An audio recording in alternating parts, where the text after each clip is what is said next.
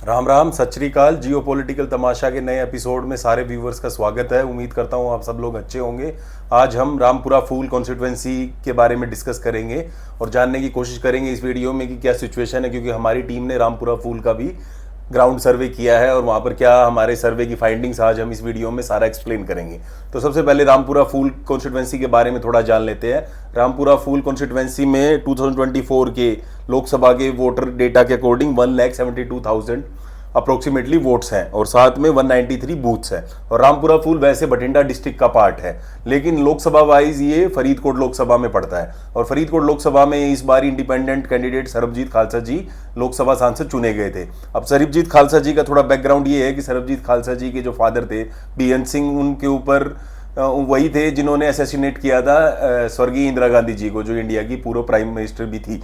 तो पंजाब में क्योंकि कुछ लोगों के अंदर ये सेंटीमेंट रहता है कि इंदिरा गांधी जी ने स्वर्ण मंदिर पर अटैक कराया था, इस करके सरबजीत खालसा जी को इस बारी वोट मिल गए, क्योंकि उनको एज ए मार्टर का बेटा प्रोजेक्ट किया गया और वो सक्सेसफुल भी रहे। और दूसरा प्रॉब्लम पंजाब में ये भी है कि जो ट्रेडिशनल पार्टीज हैं पंजाब में, उनकी रिस्पेक्टेबिलिटी खो चुकी है वो पंजाब की पब्लिक में। यही तो कारण 2022 में एक नई पार्टी मेजोरिटी लेके जाती है, सुपर मेजोरिटी लेके जाती है, 2/3 से ज़्यादा उसको सीट्स मिलती है, 94 अप्रोक्सीमेटली असेंबली के अंदर। तो ये एक बहुत बड़ा फिगर था और ये एक बहुत बड़ा लेसन था ट्रेडिशनल पार्टी, चाहे वो कांग्रेस हो या अकाली दल हो या बीजेपी हो, कि पंजाब के लोग अभी पुरानी पॉलिटिक्स से अक चुके हैं और उनको एक नया पॉलिटिकल जो वैक्यूम हो रखा है वहां पर, उसको एक नया पॉलिटिकल प्लेयर चाहिए जो उस वैक्यूम को भर सके। क्योंकि प्रॉब्लम वही है, हर गवर्नमेंट में सेम परसिस्ट कर रही है, तो कोई भी गवर्नमेंट उन प्रॉब्लम्स को सोल्व नहीं कर पाई है।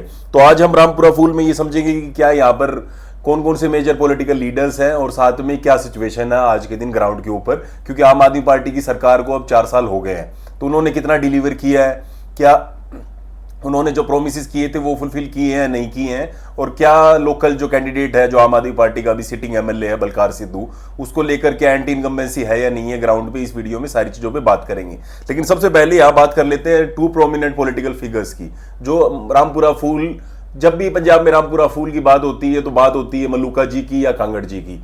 तो इन दोनों लीडर्स के बारे में थोड़ा जान लेते हैं। पहले है सिकंदर सिंह मल्लूका जी। सिकंदर सिंह मल्लूका जी 1997 और 2012 में रामपुरा फूल से विधायक चुने गए और अकाली दल के वो कैंडिडेट थे और अकाली दल के वेटरन लीडर माने जाते हैं। साथ में वो मंत्री भी रहे हैं अकाली गवर्नमेंट्स के अंदर, 1997 वाले में भी और 2012 से लेकर 2017 के बीच में भी। तो सिकंदर सिंह मल्लूका एक बहुत प्रोमिनेंट फिगर है पंजाब की पॉलिटिक्स में और अकाली पॉलिटिक्स के अंदर। साथ में उनकी जो बहू है, जो डॉटर इन लॉ है, उनके बेटे की जो बहू है, वो अभी बीजेपी ज्वाइन करके, क्योंकि वो पहले ब्यूरोक्रेट थी, उन्होंने वीआरएस लेकर इस बार 2024 का लोकसभा चुनाव बठिंडा से बीजेपी की टिकट से हरसिमरत कौर बादल जी के खिलाफ लड़ा था, जो कि एक बहुत सरप्राइजिंग है क्योंकि हरसिमरत कौर बादल जी तो खुद अकाली दल की वेटरन लीडर है।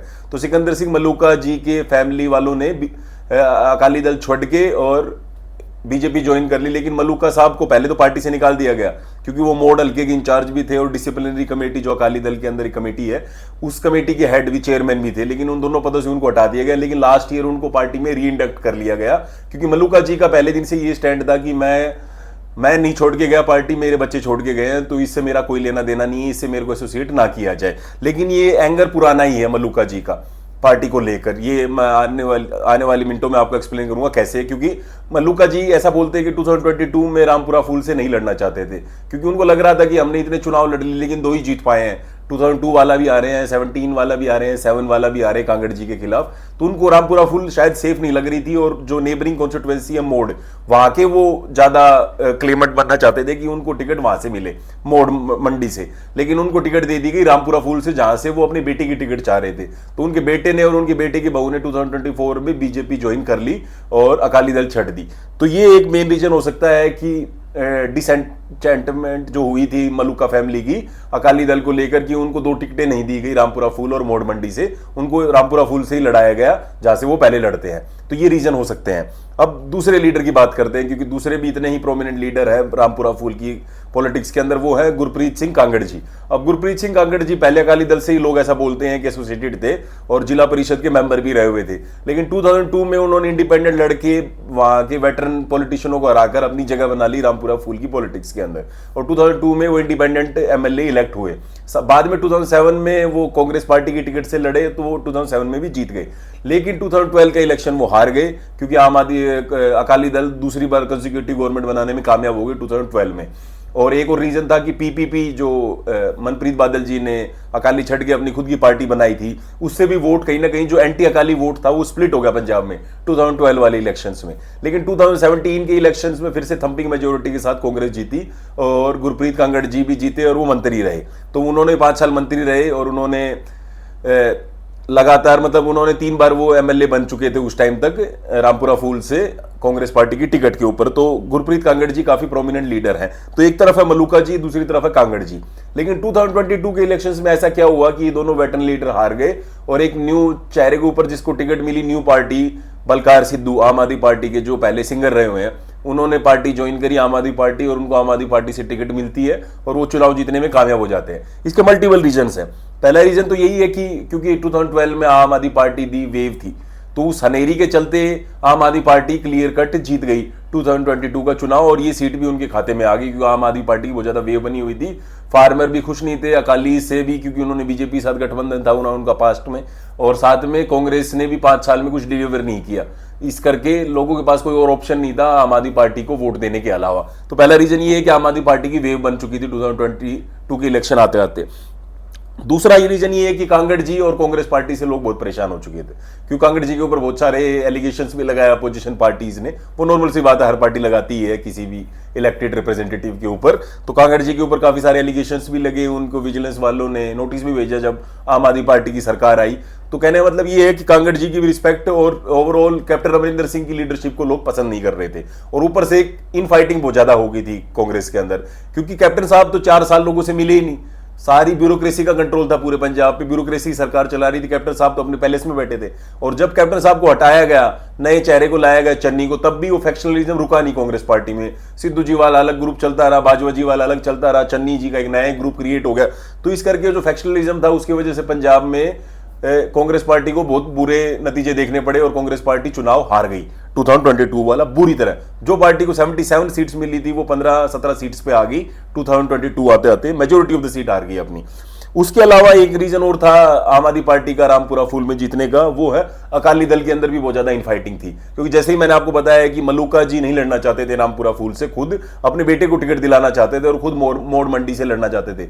लेकिन मोड़ मंडी से उनको टिकट नहीं मिली, उनको रामपुरा फूल से दे दी गई, जिसका उन्होंने पब्लिकली अपोज भी किया कि मैं नहीं लड़ना चाहता रामपुरा फूल से। लेकिन बाद में पार्टी के प्रेशर के अंडर उनको कन्विंस होना पड़ा और उनको चुनाव लड़ना पड़ा। तो वो उस कारण भी मलूका जी के जो विनिंग चांस थे वो खत्म हो गए। मलूका जी दूसरे नंबर पे आए लेकिन चुनाव नहीं जीत पाए और यही कारण रहे कि बलकार सिद्धू जी 2022 में आम आदमी पार्टी की टिकट पे जीतने में सफल रहे रामपुरा फूल से। अब जीतने के बाद किया क्या बलकार सिद्धू जी ने, अब ये मेन बात है, क्योंकि 4 साल हो गए हैं गवर्नमेंट को बने हुए, क्या डिलीवर किया है आम आदमी पार्टी ने रामपुरा फूल में। तो सबसे पहले बात यही है कि आम आदमी पार्टी की जो सबसे बड़ी अचीवमेंट है वो है फ्री इलेक्ट्रिसिटी। उन्होंने फ्री बिजली दी है जिससे लोग खुश है, क्योंकि कोई बिजली का बिल आया नहीं है 4 साल हो गए, मोस्टली मेजोरिटी ऑफ लोगों को बिल भरना नहीं पड़ा है।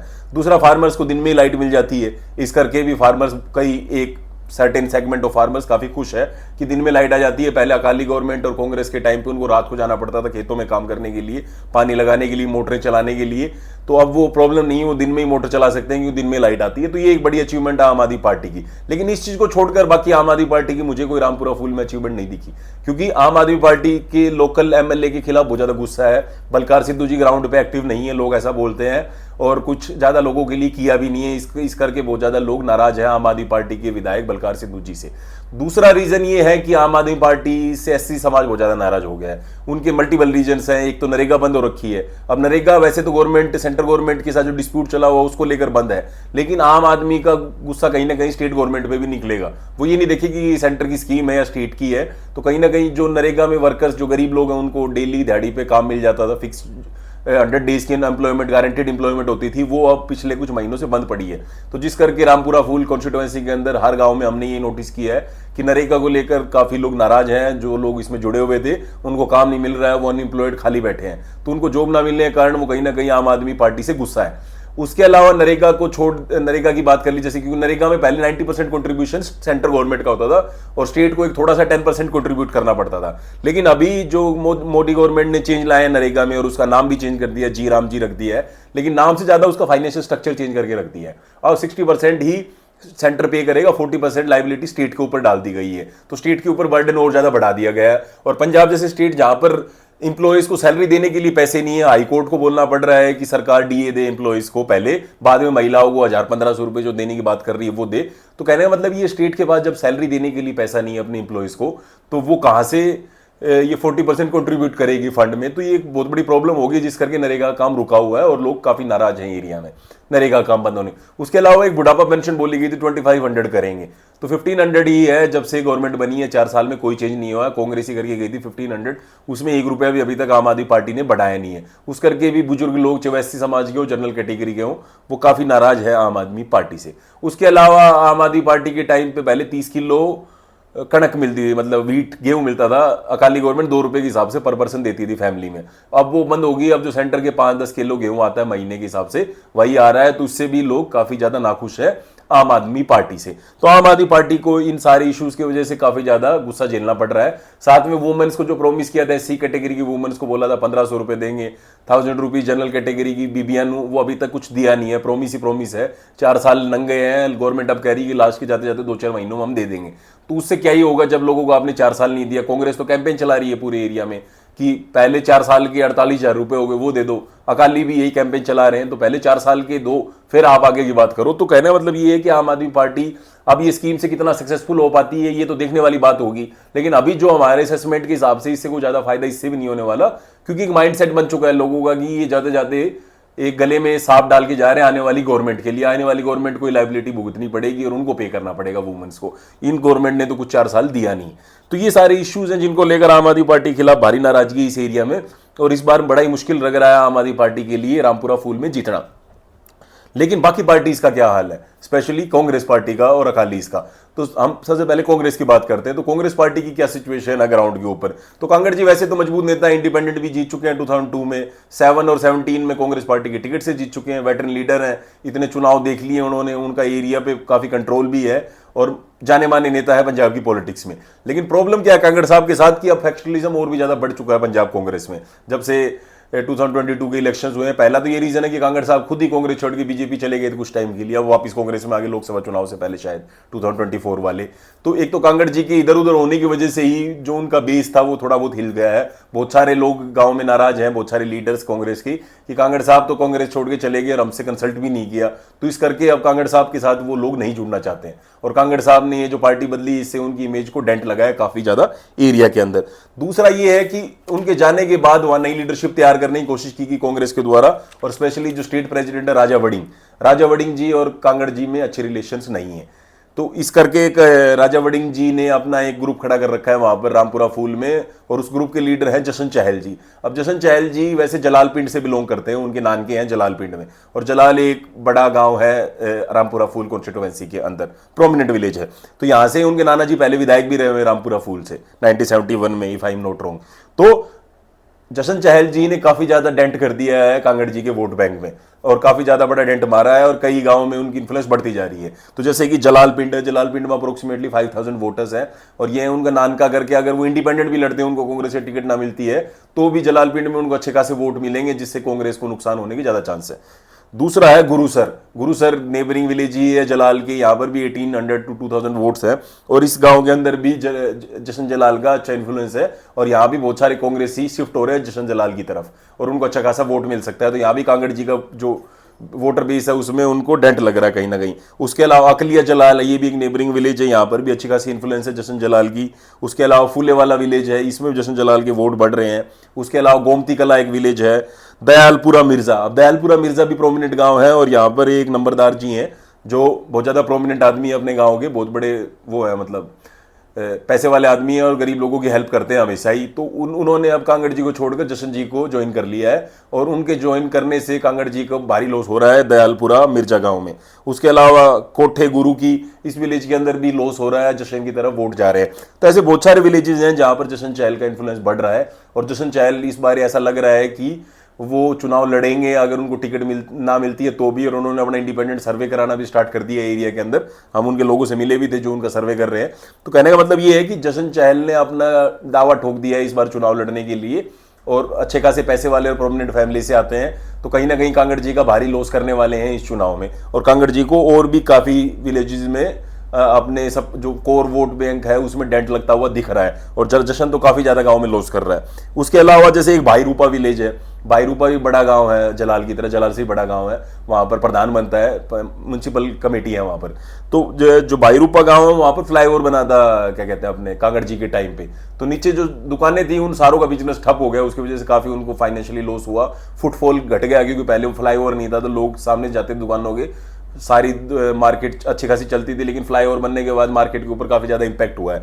तो जो ट्रेडर कम्युनिटी है भाई रूपा में वो भी खुश नहीं है कांगड़ जी से, तो कांगड़ जी को यहाँ पर भी लॉस होना है। उसके अलावा जैसे और भी कई विलेज हैं जहाँ मैंने आपको बताया था कि वो बीजेपी चले गए, जिस करके वहाँ लोकल कार्डर कांग्रेस का नाराज है कि हमसे थोड़ी ना पूछ के गए, हमसे तो कंसल्ट भी नहीं किया, तो इस करके भी यहाँ पर कांगड़ जी को लॉस हो रहा है। तो ओवरऑल कांगड़ जी की सिचुएशन भी अच्छी नहीं है इस चुनाव में, उनका जीतना भी मुश्किल लग रहा है, और आम आदमी पार्टी का तो कोई चांस ही नहीं लग रहा। आम आदमी पार्टी तो अपना कैंडिडेट जब बदले तब तो शायद आम आदमी पार्टी जीत सकती है, वरना आम आदमी पार्टी का तो इस एरिया में चांसेस ली नहीं है, क्योंकि जो सिटिंग एमएलए बलकार सिद्धू जी, उनसे लोग बहुत ज्यादा नाखुश है। वो एरिया में आए नहीं, लोगों का ध्यान ही नहीं रखा उन्होंने, 4 साल हो गए एरिया में कोई कुछ नहीं किया है, तो इस करके उनसे भारी नाराजगी है, भारी एंटी इनकम्बेंसी उनके खिलाफ। और यहाँ पर एक इंद्रजीत मान जी का नाम चला हुआ है, जो मार्कफेड के अभी पंजाब के चेयरमैन भी हैं, और भगवंत मान जी और इन सबके क्लोज भी माने जाते हैं आपकी टॉप लीडरशिप के। तो शायद इस बार इंद्रजीत मान को टिकट मिल सकती है यहां से, रामपुरा फूल से, क्योंकि अगर बलकार सिद्धू को टिकट मिली तो आम आदमी का जो काडर है वही रिवोल्ट कर देगा बलकार सिद्धू के खिलाफ, और उनका जीतना बहुत ज्यादा मुश्किल हो जाएगा, क्योंकि लोग उनको बिल्कुल भी पसंद नहीं कर रहे हैं, उनके एक्शन इतने अच्छे हैं नहीं, इस करके उनको लोग वोट नहीं पाएंगे यहाँ पर, ये बात पक्की है। क्योंकि एक जलाल पिंड में भी एक मेजर प्रोमिनेंट आदमी है बूटा प्रधान जी। अब बूटा प्रधान जी ने पिछले चुनाव में आम आदमी पार्टी का खुल के समर्थन किया था, अच्छे खासे पैसे वाले आदमी है, और आसपास के गांव में अच्छी इन्फ्लुएंस है उनकी। और बूटा प्रधान जी जलाल पिंड से ही आते हैं, और उन्होंने बलकार सिद्धू का फाइनेंशियली और वोटों के टर्म्स में भी काफी ज्यादा हेल्प किया था पिछले चुनाव में। अब इनके रिलेशंस बिल्कुल खराब हो गए हैं बलकार सिद्धू जी के और बूटा प्रधान जी के, ऐसा लोग बोल रहे हैं एरिया में। तो इस करके बूटा प्रधान तो इसको तो बिल्कुल भी सपोर्ट करने वाले हैं नहीं, विधायक जी को, बलकार सिद्धू जी को, इस करके इनका जीतना और भी ज्यादा मुश्किल है। उसके अलावा एक गुरुद्वारे की लैंड को लेकर कंट्रोवर्सी चली हुई है, गाँव में गुरुद्वारे की जमीन पे को कब्जे का लड़ाई चली हुई है जलाल गांव में, इस करके भी लोग नाखुश है बलकार सिद्धू जी से। उसके अलावा एक रामू वाला जलाल का है पिंड है, तो इस पिंड के अंदर भी अभी जो ब्लॉक समिति वाले चोण हुए थे उसमें ऐसा लोग बोल रहे हैं गांव के, स्पेशली अकाली दल के लोग, कि वो ये कह रहे हैं कि इन्होंने मतलब बूथ कैप्चरिंग की कोशिश की इनके बंदों ने, विधायक बलकार सिद्धू जी के। तो इस करके गांव के लोग नाराज हैं और वो कह रहे हैं हमारे गांव में नहीं घुसने देंगे विधायक जी अगली बार जब वोट मांगने आएंगे। तो इस करके ये सारी सिचुएशन बन रही है कि बलकार सिद्धू जी का टिकट इस बार मुश्किल ही लग रहा है, और उनको शायद पॉलिटिक्स छोड़ के फिर से गाने ही स्टार्ट करने पड़ेंगे, क्योंकि उनको ये चुनाव जीतना बहुत ज्यादा मुश्किल होने वाला है अगर वो इस बार चुनाव लड़ेंगे तो, क्योंकि एरिया में आए नहीं, लोगों से मिले नहीं। तो अब आखिरी दिनों में आप वो कितना आग रिपेयर करोगे, जब चद्दर पूरी फट गई है तो उसमें रफू होने के कम चांसेस है, और इस बार इनका लग नहीं रहा आम आदमी पार्टी का यहाँ से रामपुरा फूल से कुछ होने वाला है। और कांग्रेस पार्टी का भी यही हालत है, फैक्शनलिज्म बहुत ज्यादा हावी है वहां की पॉलिटिक्स में, और ये कैसे मैनेज कर पाएंगे कांगड़ जी, ये देखने वाली बात होगी। आने वाले महीनों में क्या चेंज आएंगे तब हम सर्वे करके फिर से बताएंगे, लेकिन अभी कांगड़ जी की सिचुएशन वहां पर काफी ज्यादा मुश्किल है। तो बस्ती है अकाली दल, अकाली दल के जीतने के सबसे ज्यादा चांसेस है। सिकंदर सिंह मलूका जी का अपना खुद का वोट बेस है, और साथ में अकाली दल का जो काडर है वो पूरा जोश में अब की बार, जब से बठिंडा में वो लोकसभा चुनाव जीते हैं और अभी हर जगह हर हल्के की रैली भी हो रही है, तो अकाली दल में कहीं ना कहीं जोश है कि इस बार हम गवर्नमेंट बनाए ना बनाए, लेकिन हमारे को जो सीट टैली है उसको इंक्रीज करना पड़ेगा। पिछली बार तो 2-3 सीटें ही आई थी, तो इस बार भी 15-20 तक वो ले जाने की कोशिश कर रहे हैं, और उसमें बठिंडा एरिया उनके लिए सबसे ज्यादा मेन है, जहां पर 6 सीटें उसमें ज्यादा वो कितनी निकाल सकते हैं, क्योंकि बठिंडा, मुक्तसर, फरीदकोट और मानसा ये 4 ऐसे जिले हैं जिन पे अकाली दल को सबसे ज्यादा होप्स है। इन जिलों में अकाली दल को ज्यादा सीटें मिलने की उम्मीद है, यहीं पर उनके प्रोमिनेंट लीडर अभी बचे हुए हैं, या फिर दूसरी साइड माजा साइड में कुछ मजीठिया जी या 1-2 सीटें और निकाल लेंगे। बाकी जगह इनका बेस नहीं है, दुआबा में और बाकी डिस्ट्रिक्ट्स में आम आदमी पार्टी इतनी ज्यादा स्ट्रॉन्ग है नहीं, वहां पर उनको या तो वारी से पंजाब से चैलेंज मिल रहा है, या पुनर्सुजीत से मिल रहा है, या फिर आम आदमी कांग्रेस से मिल रहा है। तो कहने का मतलब वहां पर इतनी फाइटिंग पोजीशन में है नहीं अकाली दल इन 4-5 जिलों को छोड़कर, तो यहाँ ज्यादा सीटें निकालना चाहेगी, और रामपुरा फूल उनमें से एक सीट है जो शोर इस बारी आती हुई लग रही है अकाली दल के खाते में, और सिकंदर सिंह मलूका जी यहाँ से जीतते हुए दिख रहे हैं। Thank you.